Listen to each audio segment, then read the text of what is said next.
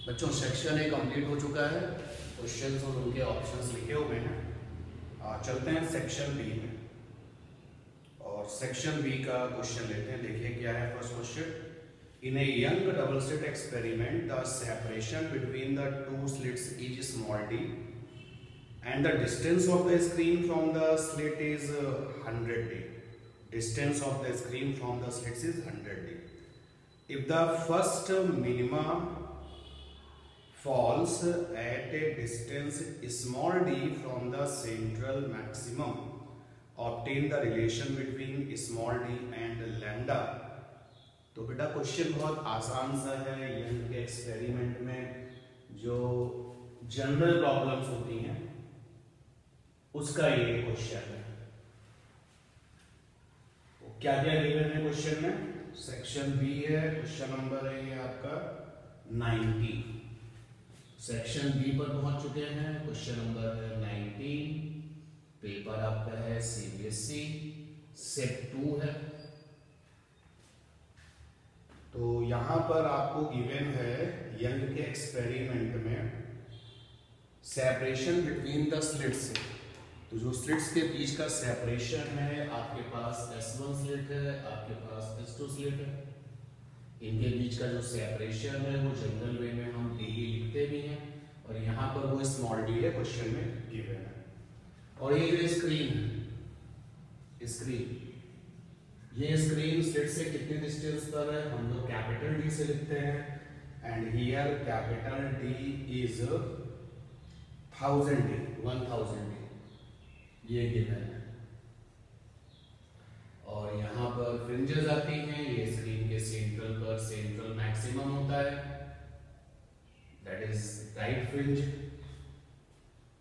First minima falls at a distance small d from the central maxima. Central maxima से जो first minima यानी कि जो dark fringe है, फर्स्ट मिनिमा मीन्स जो फर्स्ट डार्क फ्रिंज है, फर्स्ट डार्क फ्रिंज। हमारी अपनी जनरल थ्योरी में हम इस डिस्टेंस को y से लिखते थे और इस क्वेश्चन में y की वैल्यू है स्मॉल डी।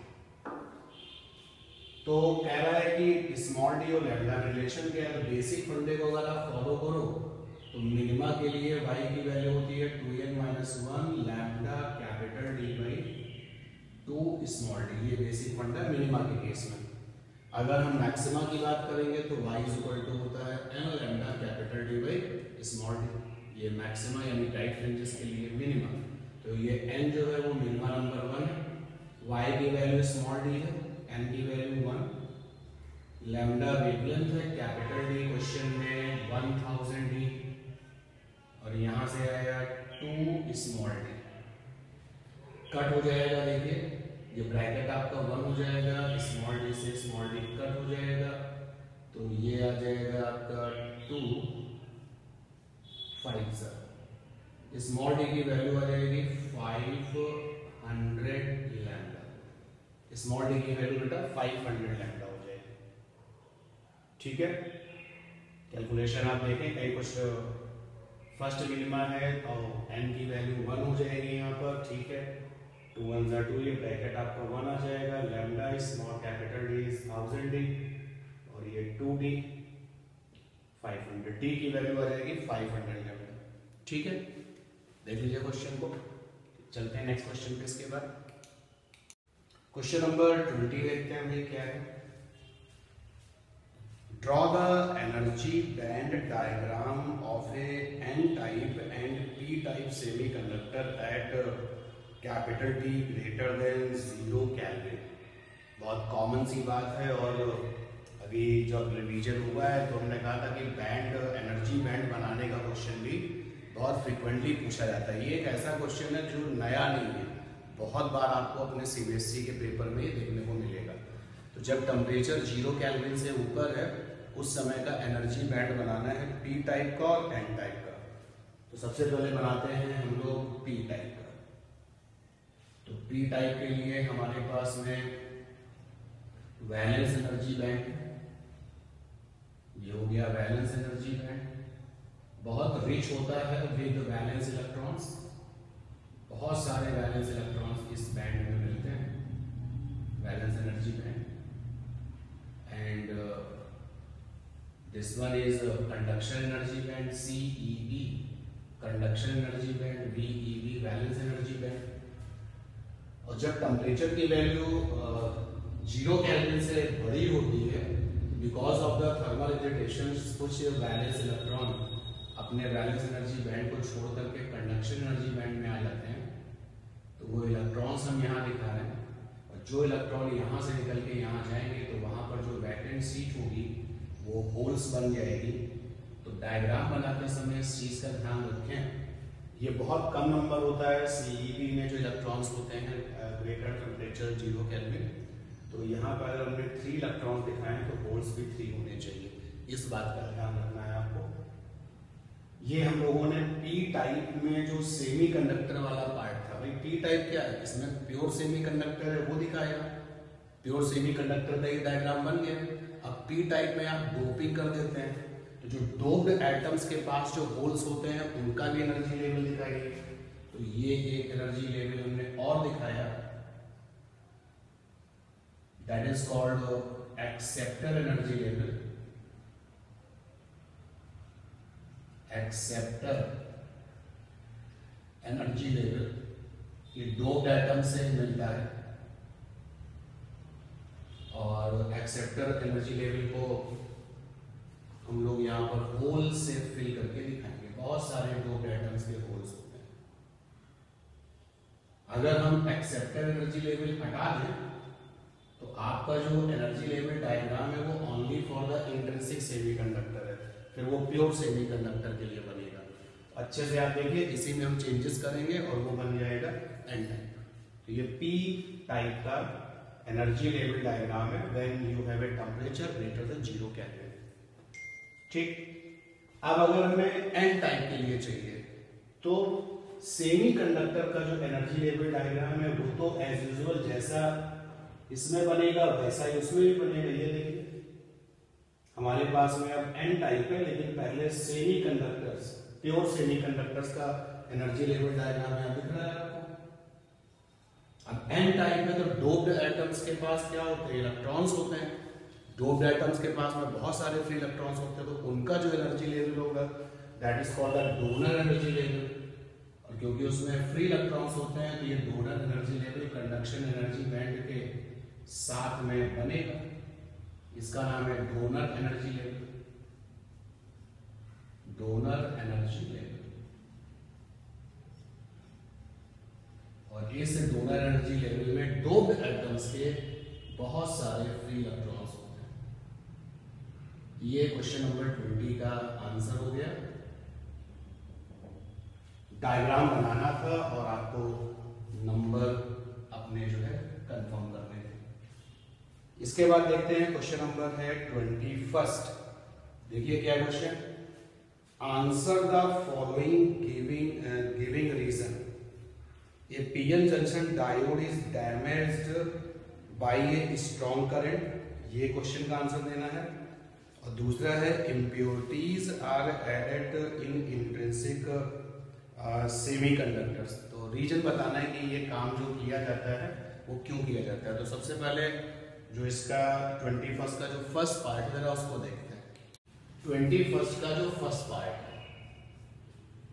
रीजन बताना है मुझे कि पीएन जंक्शन डायोड अब डैमेज हो जाएगा अगर स्ट्रॉन्ग करंट उसको दी जाएगी। तो क्या रीजन होगा अभी, when strong current flows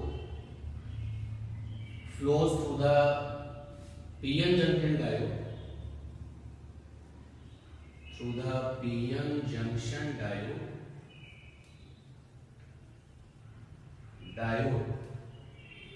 then due to heating effect of electric current, due to heating effect of electric current, क्योंकि डायोड का अपना रेजिस्टेंस है, और रेजिस्टेंस अगर हम डायोड के रेजिस्टेंस को R से लिखें तो I² RT ये हीट होती है, और I आपकी बहुत रिच है, बहुत हाई है, तो हीट भी बहुत ज्यादा होगी। तो हीटिंग इफेक्ट का जो रिजल्ट है वो वहां पर आने लगेगा। Then due to heating effect of electric currents, covalent bond जो वहां पर बने हुए हैं, कोवैलेंट बॉन्ड्स जो बने हुए थे डोप्ड एटम और इंट्रिंसिक सेमीकंडक्टर्स के एटम्स के बीच में और एटम एटम के बीच में, तो covalent bonds break and huge amount of charge carriers fall, and in this case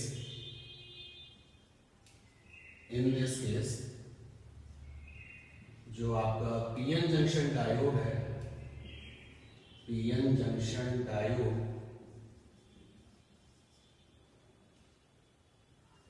act as a conductor, तो जो आपका जो पर्पस है वो खत्म हो गया। आपका जो जंक्शन डायोड के जो पर्पस होते हैं वो खत्म हो जाएंगे, अब वो एज ए कंडक्टर की तरीके से रिएक्ट करने लगेगा। तो जो आपके पर्पस है कि जंक्शन डायोड से आपको जो जो पर्पस सॉल्व करने होते हैं फिर आप वो नहीं कर पाओगे। कंडक्टर बन गया तो कंडक्टर्स की एक्टिविटीज स्टार्ट हो जाएंगी। कंडक्टर के और सेमी कंडक्टर्स के अलग अलग फीचर्स होते हैं, तो अब यहाँ पर वो कंडक्टर बन गया तो meaning of PN junction diode क्या हो गया, खत्म हो जाएगा। ये आपका उसका रीजन होगा। और इसी में जो सेकेंड है कि impurities are added to intrinsic semiconductors, तो इसका क्या रीजन है, चलिए सेकेंड वाले पार्ट का जरा रीजन देख लेते हैं। तो आपको पता है कि इंट्रिंसिक सेमी कंडक्टर्स में जब temperature become greater than 0 kelvin तो बहुत ही छोटे नंबर्स होते हैं इलेक्ट्रॉन्स के, फ्री इलेक्ट्रॉन्स के और होल्स के। तो इन इंट्रिंसिक सेमीकंडक्टर जो चार्ज कैरियर्स हैं वो बहुत कम होते हैं। इंट्रिंसिक सेमीकंडक्टर्स में जो चार्ज कैरियर्स हैं they are very very small, तो जो कंडक्टिविटी है वो बहुत पुअर होती है। तो इन इंट्रिंसिक सेमीकंडक्टर्स Ne बराबर NH is very small, where Ne जो है वो आपके फ्री इलेक्ट्रॉन्स हैं और NH है वो आपके होल्स हैं, and both are per unit volume. और हमें कंडक्टिविटी क्या करनी है, इंक्रीज करनी है।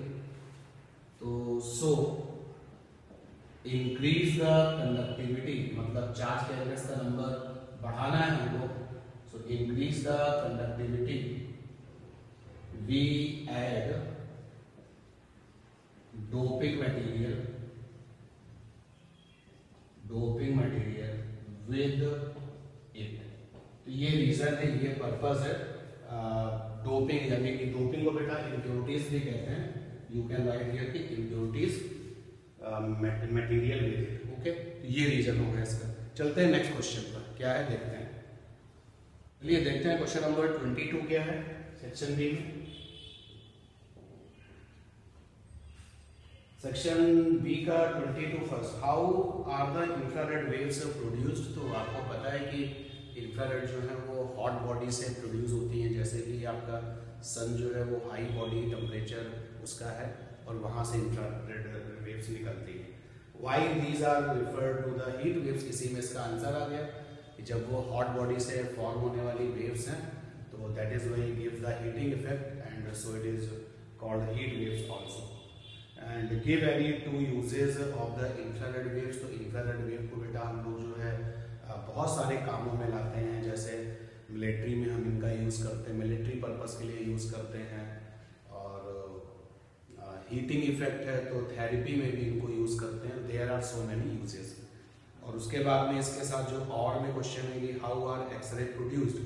तो यू ऑल नो कि व्हेन हाई एनर्जी के इलेक्ट्रॉन्स हिट द टारगेट, जो कि टारगेट है वो हाई एटॉमिक वेट का है और हाई मेल्टिंग पॉइंट है, तो जब तेजी से चलते हुए इलेक्ट्रॉन की किसी टारगेट से हिट करते हैं तो वहाँ से जो वेव्स निकलती हैं उन्हीं को एक्सरेज कहा जाता है। अगर मुझे सही से याद है तो रॉन्जन ने इसको डिस्कवर किया था। और इसके तो यूजेस आप जानते हैं कि मेडिकल फील्ड में बहुत सारे यूजेस हैं, तो आप उनको इस तरीके से लिख सकते हैं। चूँकि क्वेश्चन जो है फॉर द 2 मार्क्स है एंड दैट इज़ वाई एक एक दो पॉइंट आपको वहाँ पर लिखना था। अब 22 के बाद देखते हैं 23 क्या कहता है। Briefly explain why and how a galvanometer is converted into an ammeter. तो किसी गैल्वेनोमीटर को हम लोग आमीटर में कन्वर्ट कैसे करते हैं और क्यों करते हैं, ये भी बात है। तो लीजिए बेटा, हम लोगों ने 23 में गैल्वेनोमीटर बना दिया। ये हमारे पास गैल्वेनोमीटर है। तो यू ऑल नो कि जो गैल्वेनोमीटर है, तो galvanometer read small value of current, small value of current को रीड करता है, मिली एम्पियर माइक्रो एम्पियर की करंट्स को ये रीड करता है। और मैग्नेटिक इफेक्ट ऑफ करंट पर ये बेस्ड है आपका फिनोमेना इसका। लेकिन अगर आपको हाई करंट, सर्किट में हाई करंट है और आपको अगर इसे यूज करना है, तो अगर आप वो करंट इसके थ्रू जाने देंगे तो heating effect of the electric current से क्या हो जाएगा, डैमेज हो जाएगा। इसको बचाने के लिए हम इसकी संटिंग कर देते हैं, और जो shunted galvanometer that is called ammeter. ये संटिंग रेजिस्टेंस आ गया। गैल्वेनोमीटर जो मैक्सिमम करंट ले सकता है that is called galvanometer current, also called full scale deflection current. और यहाँ पर जो करंट है वो फुल स्केल डिफ्लेक्शन से ज्यादा है। Galvanometer read small value of current,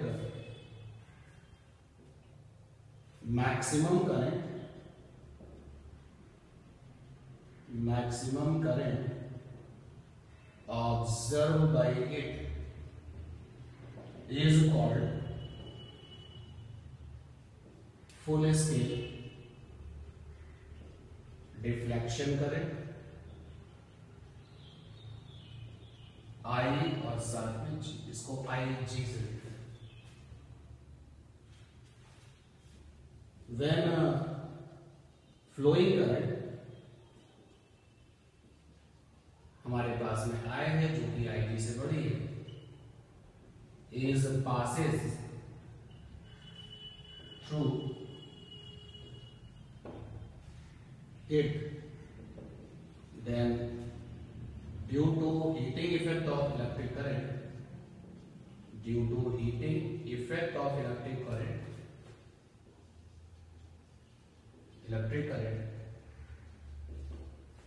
it will damage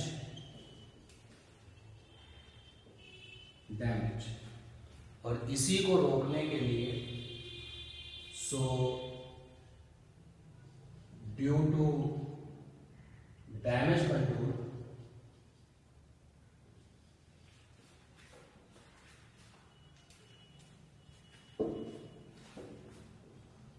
to avoid the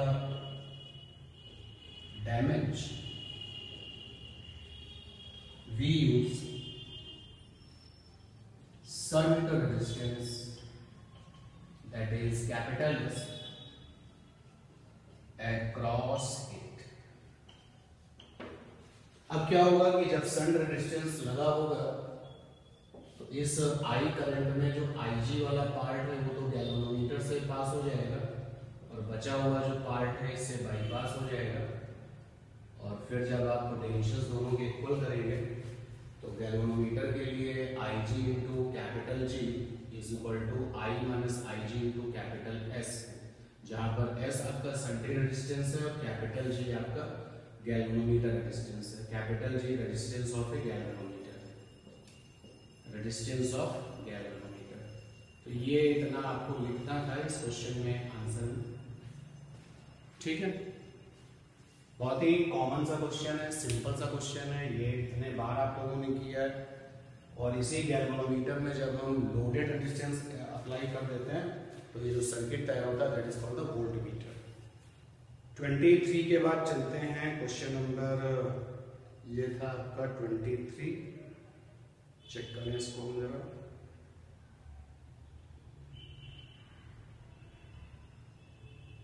ये क्वेश्चन था आपका, हाँ ठीक है 23। अब हमारे पास में क्वेश्चन नंबर 24। चलते हैं क्वेश्चन नंबर है आपका 24। What is meant by ionisation energy. तो बहुत कॉमन सी बात है, सबने लिखा होगा।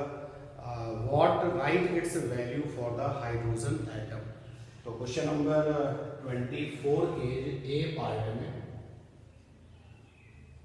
आयनाइजेशन एनर्जी की डेफिनेशन लिखनी है, ये आप सब लोगों ने किया होगा। और इसकी वैल्यू हाइड्रोजन एटम के लिए कितनी होती है, प्लस का 13.6 इलेक्ट्रॉन वोल्ट। जो ग्राउंड स्टेट में इलेक्ट्रॉन की एनर्जी होती है माइनस में उसका मॉड ले लो तो that become the ionisation energy. इसका जो सेकेंड पार्ट है 24 का, जो सेकेंड पार्ट है, सेकेंड पार्ट में आपसे मास डिफेक्ट की डेफिनेशन पूछी गई है। बहुत आसान सी बात थी, सभी लोगों ने किया था। How is it related to the stability of the nucleus. अगर ज्यादा मास डिफेक्ट होगा तो बेटा ज्यादा बाइंडिंग एनर्जी होगी, और बाइंडिंग एनर्जी ज्यादा होगी तो स्टेबिलिटी भी क्या होगी, ज्यादा होगी। इस तरीके से आप क्या कर सकते हो, रिलेट कर सकते हो। चलते हैं क्वेश्चन नंबर है आपका 25। देखते हैं क्या खास बात है इस 25 में। A point object in air is placed symmetrically at a distance of 60 centimeter in front of a concave spherical surface of a refractive index 1.5.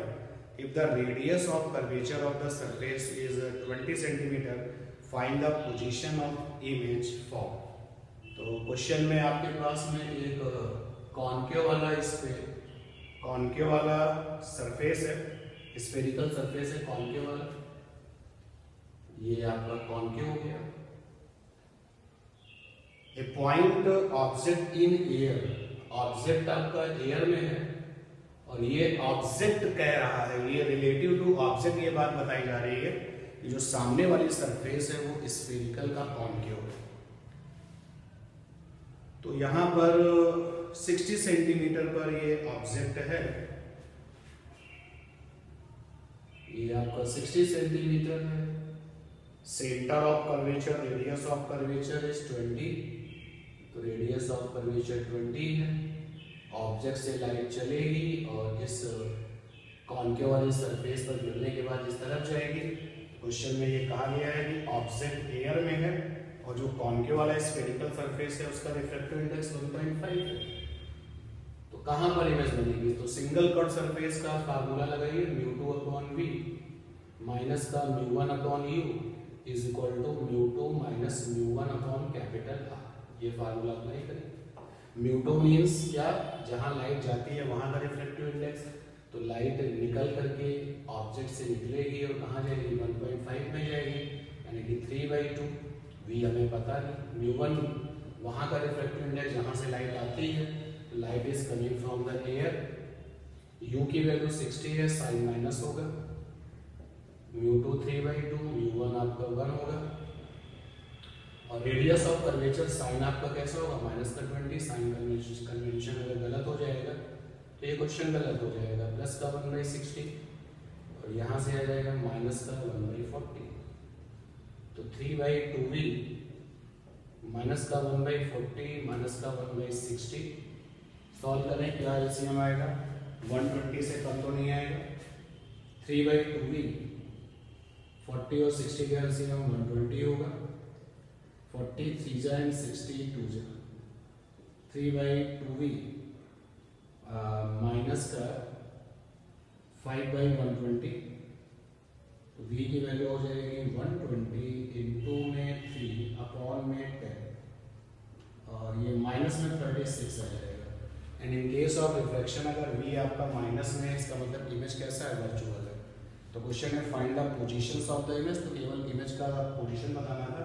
-36 आने का मतलब जो इमेज होगी वो वर्चुअल होगी, और वर्चुअल का मतलब होता है कि इमेज ऑब्जेक्ट की साइड में ही बनेगी, जिस तरफ ऑब्जेक्ट है उसी साइड में ये इमेज बनेगी। ठीक है, क्वेश्चन नंबर 25 कर लिया हम लोगों ने। चलते हैं नेक्स्ट क्वेश्चन पर।